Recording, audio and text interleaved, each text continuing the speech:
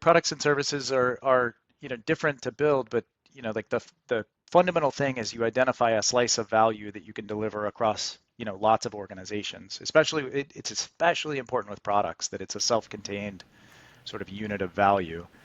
And so That's yeah, I mean it would definitely a natural progression for me. I didn't set out to become an entrepreneur necessarily, though I kind of groomed myself to be that. Hello and welcome to the Cyber Pathfinders, the go-to podcast for everything you need to know about the ever-evolving world of cybersecurity, compliance, and digital resilience. I'm your host, Salvador Beltrano Viol, and in this podcast, we are diving into the challenges, innovations, and strategies that are shaping the cybersecurity landscape today. Whether you're an entrepreneur, a cybersecurity professional, or just someone curious about how businesses are protecting themselves in the digital age, this show is for you. Without further ado, let's welcome Jonathan Cran. He is the founder of Stealth and previous founder of Intrigue, which was later on acquired by Mandiant and Google. Oh, that's great. We'll make it work. Well, thank you for being here today, Jonathan.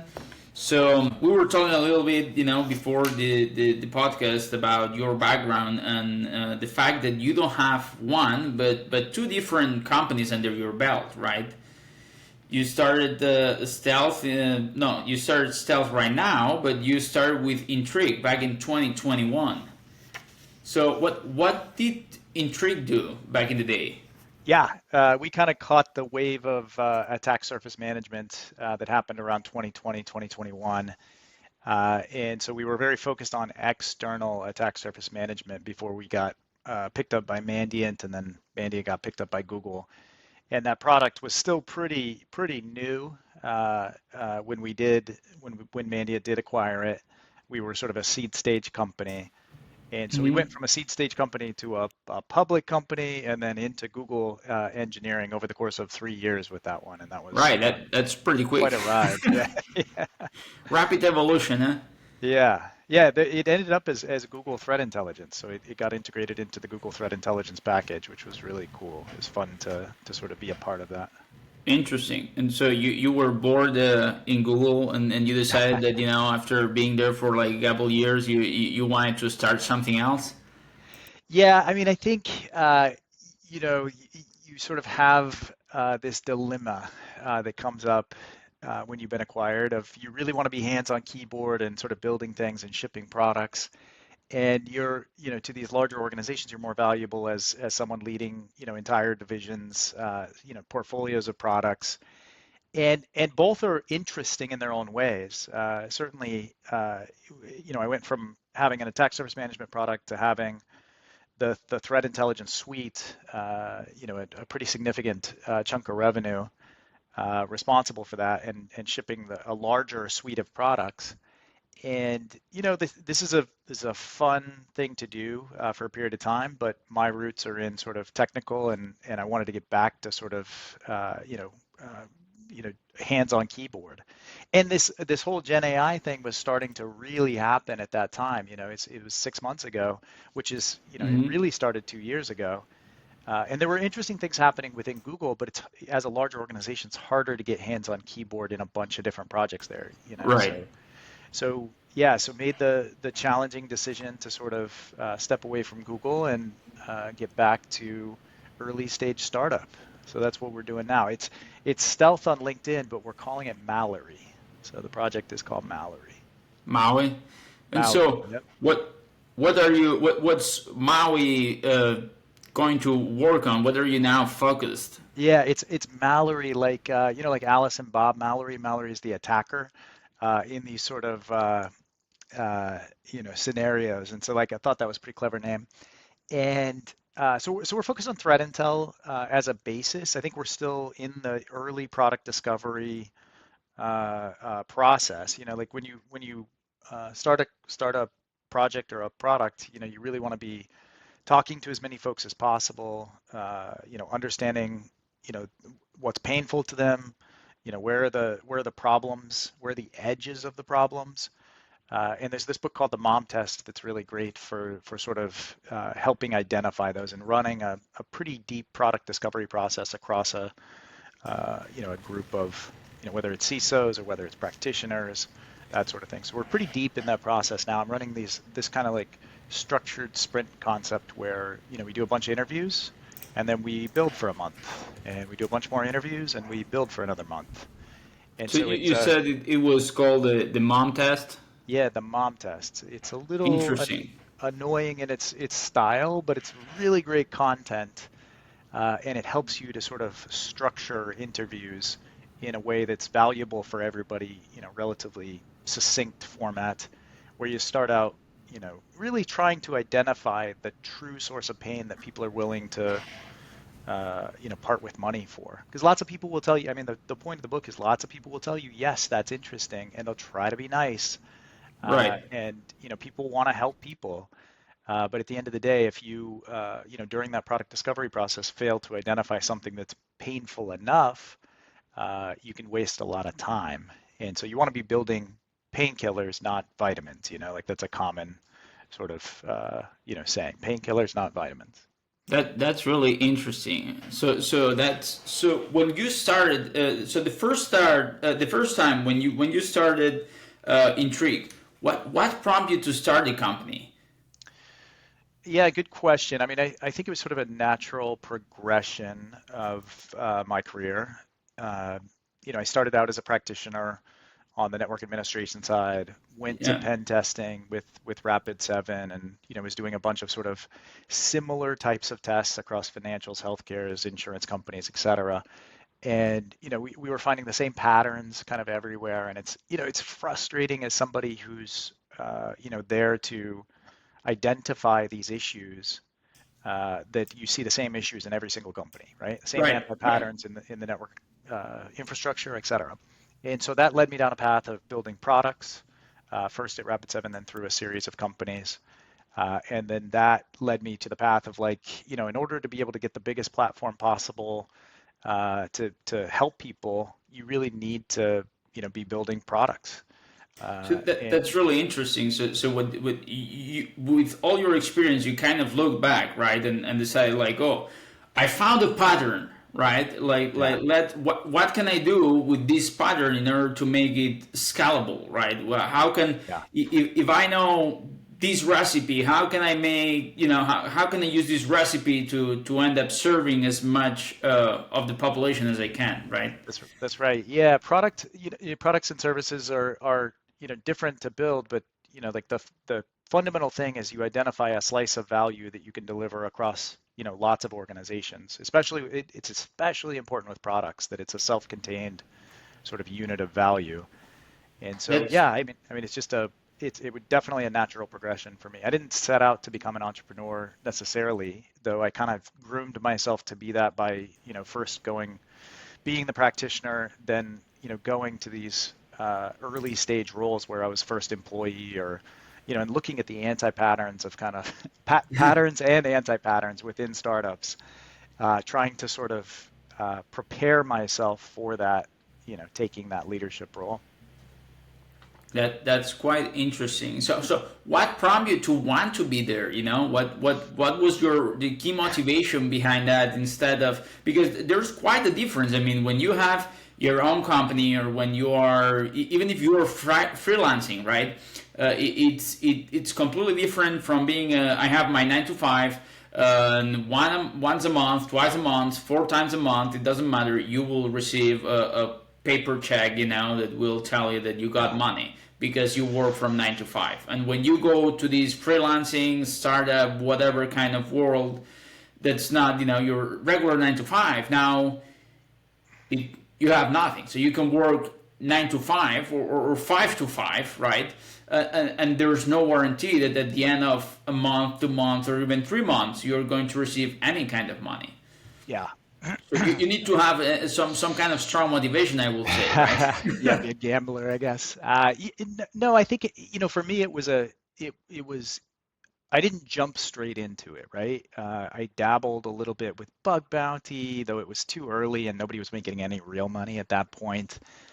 And I started building this what became Intrigue as an open source project, which I when folks ask about it, I sort of I followed what amounts to the Metasploit model, which is, you start building this project as, an open license project. In the case of Metasploit, it was BSD license, but MIT is very much in vogue these days. Right. And that gives you the ability to sort of build IP in a non-threatening way to the organization that you're working for. And Interesting. yeah, it's a good way to sort of start to accrue value. You can use it, whether it's directly related to your work or whether it's sort of ancillary or even completely unrelated. Probably, best case scenarios, it's completely unrelated. But as a security person, most of my interests sort of align around cybersecurity. And so, in this case, Intrigue started out as sort of a Maltego clone because I was very frustrated with Maltego and, didn't want to run Java and all these things and really, needed something to sort of pivot information, whether it was for a pen test type use case or whether it was for a CTI use case. And so it started out as sort of a pivoting engine that was valuable in a bunch of different ways. And then it just sort of, naturally through talking with folks and starting to build more use case specific Mm-hmm. flows, it sort of became more and more of an attack surface management product. And so Interesting. yeah, I just highly recommend, like, if you want to go down this path, you don't have to jump straight in. You don't have to like cut off the salary right away. There are ways to sort of start to build value, for yourself as you sort of take that journey. It seems like a great piece of advice, don't Yeah, don't jump the boat unless you know that you're not going to sink, right? yeah, Yeah, yeah. that's that. Yeah, I see lots of different patterns. Some people do it that way and sort of build from the bottom up. There are people who go problem first and they sort of identify a problem area and they'll Yeah, go raise money around that problem area and then sort of figure it out on the tail end. And and yeah, yeah. go ahead. No, and I was about to say, and that seems to be a little bit what would happen to you, like the way that you now approach your second company, right? When you are now building Mallory, it seems to be a little bit different, right? Yeah, How was it for you, right? When yeah, yeah. So similar, right? I didn't start this one as an open source project. I was fortunate to have a pretty good exit with Intrigue, and so there's a little bit more of a safety net there, I would say. And it gets easier your second time. You can raise money more easily. You have a set of, probably if you're successful, you've got a network of venture capitalists and folks that you can kind of reach out to and say, hey, what's hot to you? What's interesting? And so you've got sort of a built-in research network as well as a funding network through the process of doing right. this multiple times. So it's Um, interesting because it seemed to me like a little bit what you were explaining, right? Like this first time that you had you figure out this one pattern, and then what your thought process was like, let's get this thing that we are pretty knowledgeable about and let's build a product around it and make the most valuable product that we can with this already known for us, right, recipe or whatnot. But whereas this second time, it seems to me like you were a little bit more exploratory, right? Like you were like, okay, yeah, I know how the business side works, right? I yeah. know how the technical side works. Okay, where do I want my interest to go, right? Yeah. Yeah, you get that freedom, I think, a little bit if you've got, enough of a safety net. I guess I would say a bunch of things kind of came together. The Gen AI, sort of cycle, super cycle, is, still at the very early days, and I knew that I wanted to sort of make that foundational. It feels like the new platform where, previously Right. cloud was the big platform, and then previously before that, the internet itself, right? Like you get these sort of massive super waves. And you want to be riding that wave. Like, let's be really clear. Like, when there's a big wave like that kicking off, it Yes. creates a lot of change, and change creates opportunity. And so you should try to, get on the wave and try to ride it. And so, what does that mean? That means getting, deeply technical slash, get deep in the tech to understand how it works, where the edges are, et cetera. And so that was a piece of it. I think the second piece is like, sometimes I, get obsessed with a problem and was definitely obsessed with this particular problem of threat intelligence and how painful it is to use and how bad a lot of threat intelligence is. So that was a piece of it. Wanted to sort of um, you know, build something that's immediately useful as well. And so Yeah, the approach I tend to take is let's just get a prototype together. And so that's what we've been doing is yeah, building the out. minimum valuable product, right? Like you have to Absolutely. have a proof of concept, so to speak, right? What's the minimal product that I can build on, and then it's really interesting because I never thought about it, but when you think of the tech uh, standard or the tech world right now, everything seems to be pretty much aligned with agile, right? Like it's like you have this small piece, but you don't need anything else because as long as you use some kind of agile development, and whatnot, you are going to be able to build it up fairly quickly. And not only that, but just having this MVP allows you to get to the market, and all these small, releases that you're going to end up building your product upon, they are going to be really focused on whatever your customer needs, right, or what they are interested on. Yeah. So that's Absolutely. Yeah. Yeah. It's yeah, impossible to think about building a startup in a waterfall method these days. Like it's crazy to think that. I like to run, I guess what I would call like a pipeline. I don't know, I made it up, right? Like pipeline style development where I've got a feature pipeline. I think Google was really good for me in the sense of it sophisticated my writing and design doc creation and things like that. But I always interesting. try to do the absolute minimum of process to keep things really, really fluid. And so we just have a spreadsheet, we put on there a feature, we build out the feature.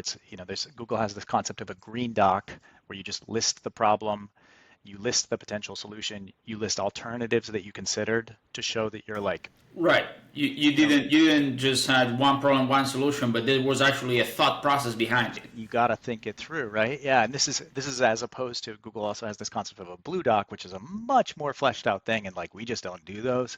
Like we we stay really tight on, the particular, here's what we think, and then we try to keep that manageable so that we can deliver that chunk of Right. value pretty quickly, get the feedback, and keep moving. Like yeah, And that's something really interesting because like when most of the technical people, right, when we get tasked to do anything, I will say that there's the three phases, right? Like you get excited that you get to play with something new. I mean, depending on what you're tasked to, right? But let's say when you get a new assignment for something new that you have to explore, create, build, there's the excitement on the new thing. Let's learn, let's explore, let's start building upon. Then the second phase is the frustration phase, where it's like, oh well, things are not getting where we want to, right? And then you get to the end of the product, right? And it's like, oh, that was so great, it was amazing, I built something great. And there's a fourth phase, which is the denial phase. It's called also documentation phase. You yeah, have to you have to deal with all the bureaucratic overhang of leading a project, right? And if you have not done it during the build up project, now people are going to start asking for how many hours people put in, and on how all these different things that you used, how do they use them now that you need to deploy these things in production? Are you going to scale all these things? And part of this documentation is important. And I will say that over the years, I've learned to appreciate part of the bureaucracy, yeah, but I will agree with you, right? Like as long as you have a system where you keep things documented, you have a way of recording things and do formal things in a documented way, but it doesn't generate additional overhead. That will be key. And I yeah. haven't found it. So you said that Google has this thing called Green Dot. Yeah, check out Green Duck. I can send you one after. I'm sure I can throw up an example, but I think if you Google it, you'll probably find it. We'll make sure that there's a link in this. Uh, Absolutely. uh, It really seems interesting to me. yeah. And to your point around documentation, I mean, I just feel like it's gotten so much easier now Oh, because we're yes. we're generally building sort of API first, right? And Yes. everything kind of starts that way now. You have things like FastAPI that make it possible to sort of generate documentation out of the code.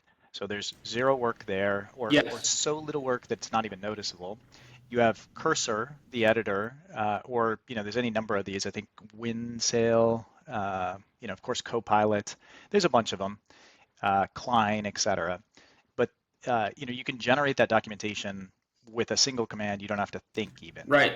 And so I feel like I worry a lot less about the developer side of the documentation now, and I think a lot more about what's the user experience. I mean, that was a mistake I think I made early on, was like not focused on the user experience enough.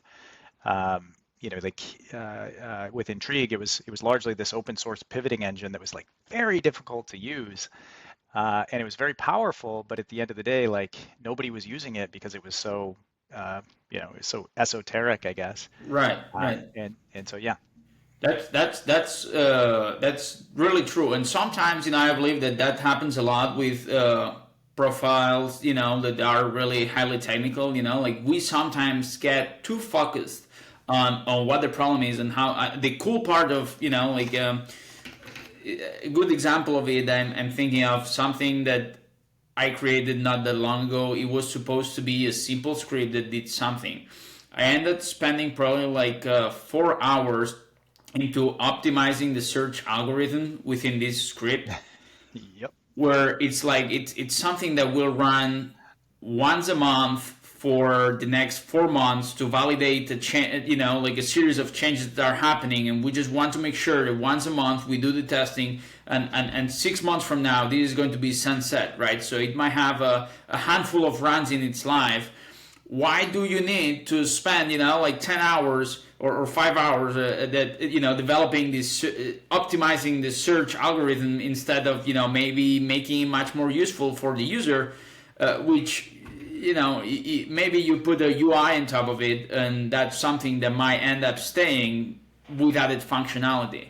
That's Yeah. that's a great point. I never thought about it, Yeah, actually. and I think like now, I mean, I really think there's a meta point here, which is like the amount of software we're able to generate now is enormous compared with 5 years ago. And we're just sort of at the beginning of feeling the effects of that. I mean, you should be able to generate a script like that in minutes now, something that can be run, for a period of time. It doesn't really matter that much Absolutely. uh, in the long run. And yeah, I don't know. It's just I really think we haven't truly felt it. You see folks like Salesforce saying, "Hey, we're not going to hire any more engineers this year." You see sort of Facebook, culling or cutting, a certain segment of the population of developers. And I think that's the initial effect, is that folks are generating more code, but the Yeah. economics of software are going to change. Like we can and should have 10x the amount of software in our lives, that's smarter, better, able to work with us more directly. And that's going to change sort of like salaries. That's going to change, there's a lot of software developers in the US now. I don't know. It's a Yeah. super interesting thing that I just Absolutely, think and hasn't that's played out. actually, you bring up a great point. So from your perspective, where do you think that this generative AI, and I guess that AI in general, is going to drive us to?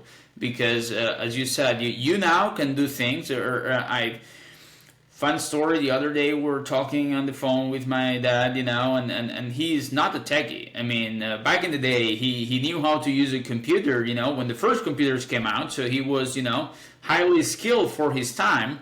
And I believe that he had kept up pretty good. But he can do some Excel formulas, he can do some stuff. But you open, like a notepad, or some, is like code something, right? Like, are you going to build something? And he has no clue. But now he always had these ideas about, oh, why don't we do this? Why don't we do that? Well, now he has the ability of doing these things. And the other day we were talking, because we were troubleshooting a piece of code that he ended up generating with ChatGPT, in order to scrape the website and retrieve some of the data fields in order to build some interesting databases automatically, right? So Yeah. Isn't that how do you incredible? feel that That's this is awesome. going to end up involving the industry? This might have been a product that somebody might have charged him, like thousands of dollars 6 months to a year ago. Yeah, I don't think it's any one effect. Like I make this, this parallel to bug bounty.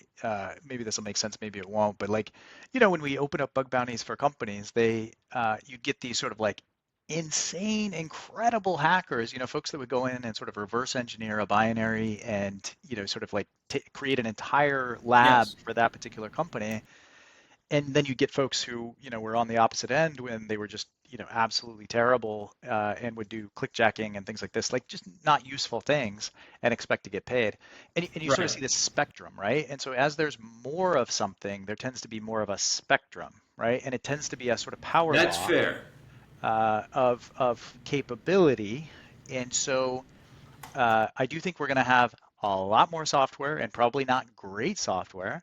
I think we're going to have a need for like incredible architects that are capable of putting these systems together. And the context windows just aren't big enough for large scale projects.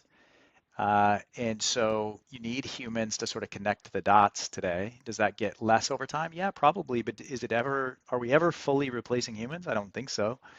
And so, yeah, I mean, if you use Klein or anything today, you'll see like, these fully automated coders similar to Devin, they kind of tend to get caught in loops, in relatively simple loops. Essentially like Interesting. build me a website with these pages and like put a pricing page on it, and gets caught, trying to build out the layout for the pricing page, and you're like, come on. And I do think those sorts of things will get worked through. But you sort of see this need for additional kind of architecture type stuff. You Yeah. see a lot of folks that are able to create sort of basic programs, and I do think there will be some really interesting products created by non-technical or what would traditionally be non-coder people, Right. because the core skill becomes question asking, and that idea of like writing the design doc Absolutely. and making sure that all the things are thought through. And if you build, of course you build software, so like it's so common. You talked about that like arc that you go through when you get a new thing, and this pit of despair as you kind of examine the problem space and you find out, oh, actually, Yeah. that's really hard. No wonder nobody has solved this before.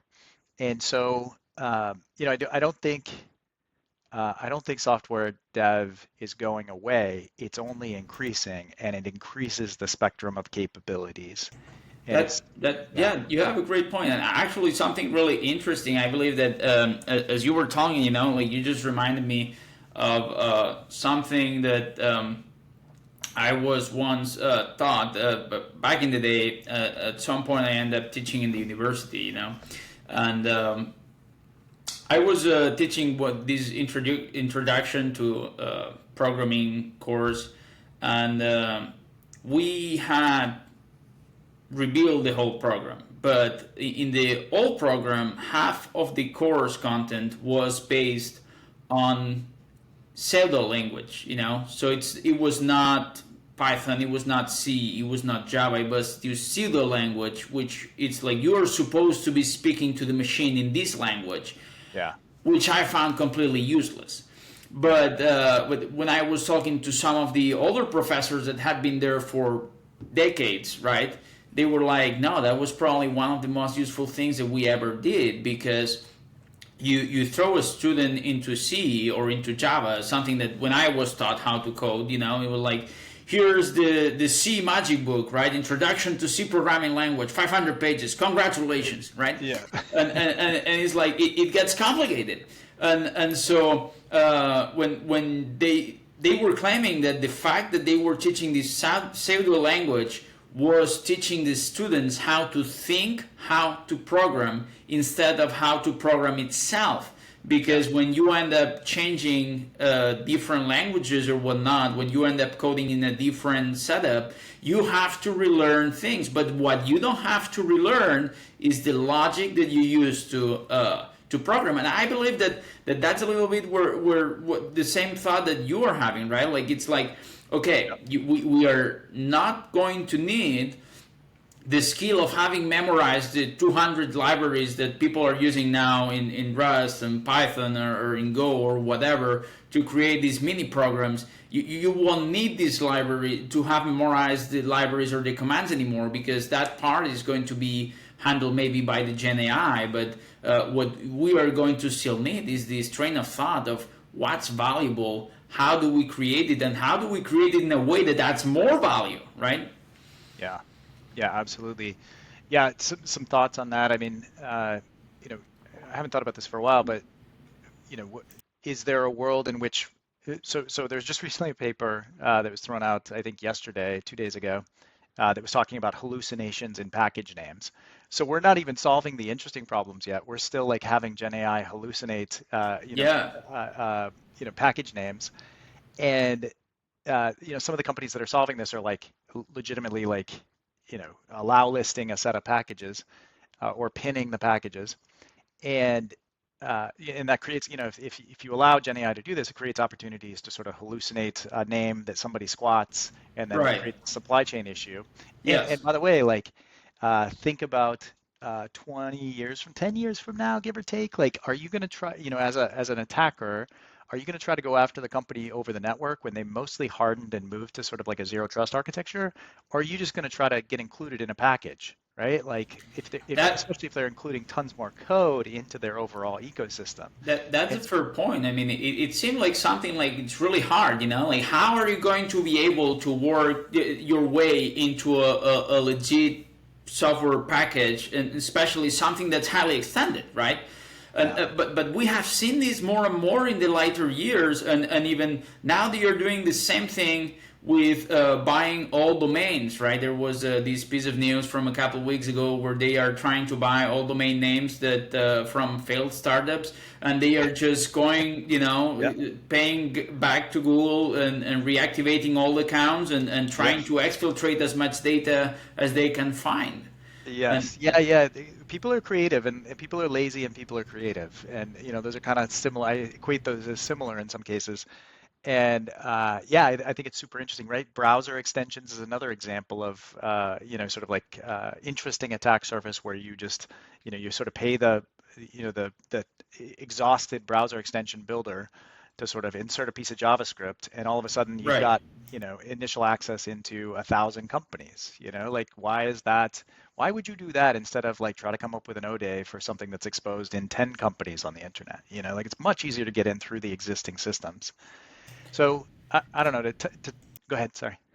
No, no, I would say that's quite interesting. I was just trying to see what are your thoughts here when it comes to like the role that Gen AI is going to play Yeah. in in the cybersecurity. You talk a little bit about all these things about on the pen testing side, and how can it be used, or how can we take advantage of these flaws, right? Um, but how do you see it being used on the other side, on the blue side, Yeah. maybe? Yeah. Yeah. So I think it's going to affect every aspect of security. It is a sort of new platform in a way. I don't like that term per se because it makes you think like, oh, running code on something, or at least that's how I think about it. Like the cloud is a platform or the OS is a platform. It's Right. different in the sense of like but it's foundational as a thing to build upon. You see sort of like interesting stuff happening in every aspect.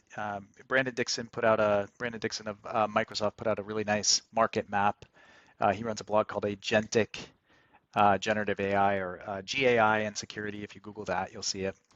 And he put out this market map that has, sort of like a, a breadth of problem on the y-axis, like either trying to solve a point problem or trying to solve a platform level problem. And then on the x-axis, it's like how cars have a level of autonomy, like a 1 through 5. 5 being like complete autonomy. You trust this thing to, you put your kid in it, send them off to school in it. And nobody's there yet. And so you've got this sort of like set of folks that are taking a platform approach Mm-hmm. with moderate autonomy or maybe like big autonomy, and you've got all these point players. And I guess the point of this is it's much easier to build a point solution uh, with agentic or an LLM in it than it is to build a platform, because the platform has to solve for tool management and tool use and sort of like how to securely authenticate the agent into an environment, and how do we make sure we don't under provision or over provision that agent. And so I think that's the backdrop, right? You've got all these folks kind of trying different approaches to integrate it. But if you look at that market map, what strikes you, I think, is that there's point players and platform players trying in every area, what would be considered a market today Right. in security. Identity, AppSec, SOC, pen testing slash red teaming, WAF, et cetera, right? Like everything Right. you could think of, there's somebody kind of trying that particular thing. And so what I think happens in the short term is that the point players who are very focused on a particular problem, who are able to build agentic AI into their organization and use it to improve the product, will win, if you will, because they can move much faster and they don't have to solve these sort of like platform level problems. Right, and that makes complete sense. Like if somebody has already the knowledge, expertise, or even if you start out of somewhere, right, you are in a better starting point than somebody that starts out of nowhere, right? Yeah, and ultimately, if you're trying to, so let's just game it out here, right? Like, if you're trying to build something where an organization can use it to run their own flows and code, et cetera, that's that's pretty challenging because you need to account for all the cases. But if you control, let's say you're building sort of an AppSec analysis platform, and you want to use LLMs for it, and like Dry Run Security, that's a company that's doing this here in town. And what you're doing is you control the thing just like you do a SaaS. You're essentially building a SaaS platform, except that you can put an LLM in there and you can give the LLM access to tools. For example, here's what SQL injection looks like as a tool, Right, right? You just give it a little function that says, look up, examples of SQL injection, and then let's use those in order to be able to assess this code that we're currently looking at and flag if there's anything that looks like SQL injection. And right, so because they control the agent end to end, and they control the tools and they control the data flowing into it, they're able to build an end-to-end experience that's much smarter than your traditional scanner. And even take it one step further, the thing that LLMs are really, really good at is sort of like an intent concept. And so they can do things like rather than saying, hey, this thing has a vulnerability because you included a package which has got an old version on it and we happen to know that version has a vulnerability in it. No, no. We can now ask questions like, is this piece of code touching a sensitive authentication or authorization capability? And when you think about interesting. that, yeah, when you think about that, it elevates the conversation that the security team's able to have, and it can refocus their efforts on like things that really matter versus yet another vulnerability which may or may not actually get executed. And so pretty much every problem in security benefits from more intelligence.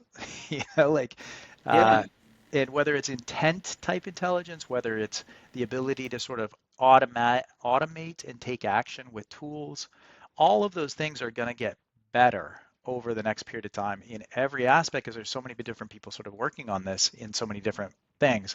And I do think the point solutions that are focused on one problem are in the best position in the short term.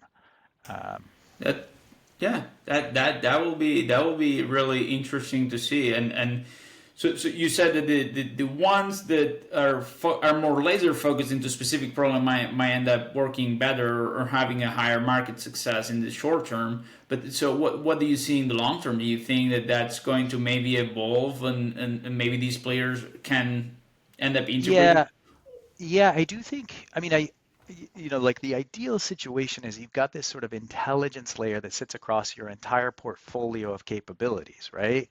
And you see sort of Microsoft's Copilot, you see Google with their SecOps play, to a lesser degree, Charlotte from CrowdStrike. They're more portfolio-oriented capabilities that ideally Right. integrate into other products, though I think they're still really early in that.